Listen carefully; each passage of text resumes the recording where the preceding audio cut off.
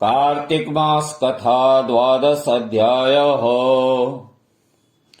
इतनी कथाएं सुनने के पश्चात महाराज पृथु ने नारद जी से प्रार्थना की, हे देवर्षि, आपने कार्तिक महात्म्य, कर्क चतुर्थी व्रत और गृहस्थ धर्म के बारे में मुझे इतना कुछ बतलाया है।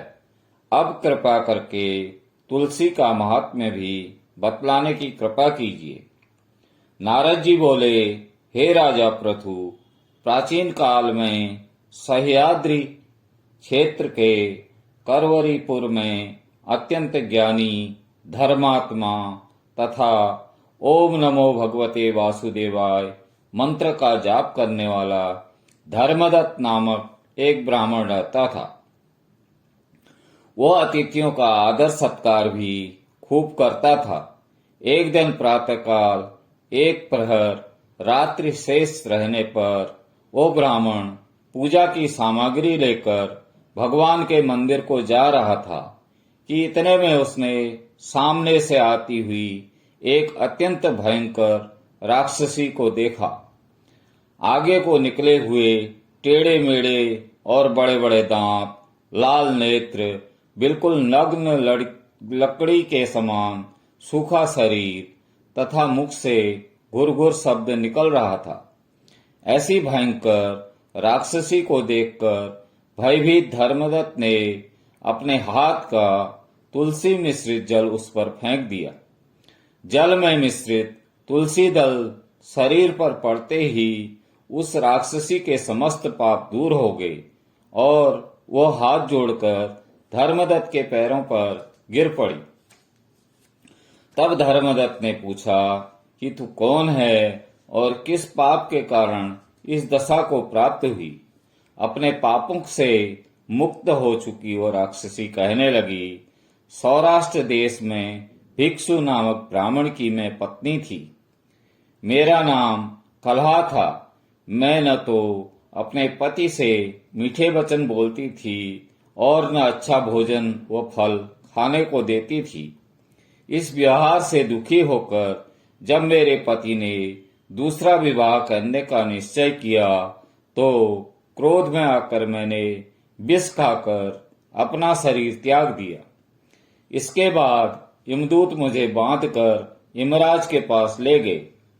वहां चित्रगुप्ती जी ने मेरे अच्छे बुरे कर्मों का लेखा जोखा बताते हुए यमराज से कहा, हे महाराज, इसने अपने जीवन में कभी कोई शुभ कार्य नहीं किया, सदैव अपने पति से द्वेष करती रही है। यह सुनकर यमराज ने आज्ञा दी, क्योंकि जिस बर्तन में यह पकाती थी उसी में खाती थी, इसलिए इसको सबसे पहले अपनी संतान को खाने वाली बिल्ली की योनि में भेजा जाए। इसके बाद पति से द्वेष करने के कारण इसको विष्ठा खाने वाली सुकरी की योनि प्राप्त हो। तदंतर क्योंकि इसने आत्महत्या की है, इसलिए यह प्रेत योनि में जाए। सो महाराज, मैं 500 वर्ष से इसी योनि में फिर रही हूँ। भूख और प्यास से दुखी होकर एक वैश्य के शरीर में प्रवेश करके मैं कृष्णा और बेड़ी नदी के संगम पर गई। जैसे ही मैं नदी के तट पर पहुंची, विष्णु के दूतों ने मुझे वैश्य के शरीर से निकालकर बाहर फेंक दिया। वहां से घूमती फिरती मैं आ रही थी कि आप मिल गए। आपने तुलसी मिश्रित जो जल मेरे शरीर पर फेंका है, उससे मेरे संपूर्ण पाप नष्ट हो गए हैं। अब कृपा करके इस प्रेत योनि में मेरा उद्धार कीजिए। राक्षसी से सारा वृतांत सुनने के बाद ईश्वर भक्त ब्राह्मण ब्रह्मदत्त ने कहा, तुमको देखकर मुझे अत्यंत दुख हुआ है। मैं जानता हूं कि तीर्थ, व्रत, दान आदि सत्कर्म प्रेत योनि में नहीं हो सकते। तुम्हारे पाप अधिक तथा पुण्य बहुत कम हैं। इसलिए मैंने अपने जीवन काल में जितना कार्तिक मास का स्नान और व्रत किया है, उसका आधा पुण्य तुमको देता हूं। इससे तुम्हें उत्तम गति प्राप्त होगी।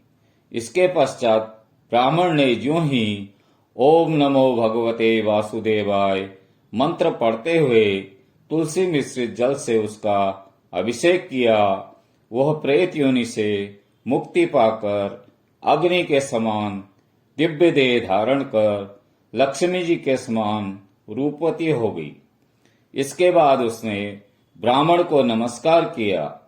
तभी भगवान विष्णु के पुण्यशील तथा सुशील नामक 2 दूत वहां पर आए और उसको विमान में बैठाकर बैकुंठ को ले गए।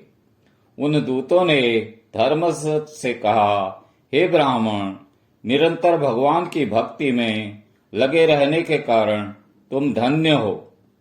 तुम्हारे द्वारा कार्तिक मास के स्नान और व्रतों का आधा पुण्य दिए जाने के कारण ही इसकी मुक्ति हुई है। हे विप्र, अपने इस त्याग, भक्ति और कार्तिक स्नान के पश्चात प्रताप से कालांतर में तुम राजा के कुल में जन्म लोगे और अंत में बैकुंठ धाम को प्राप्त करोगे। इति 12 अध्याय समाप्तम्। भज मन नारायण नारायण नारायणं, श्रीमन नारायण नारायण नारायणं। बोलो नारायण नारायण नारायणं, श्री हरि नारायण नारायण नारायणं।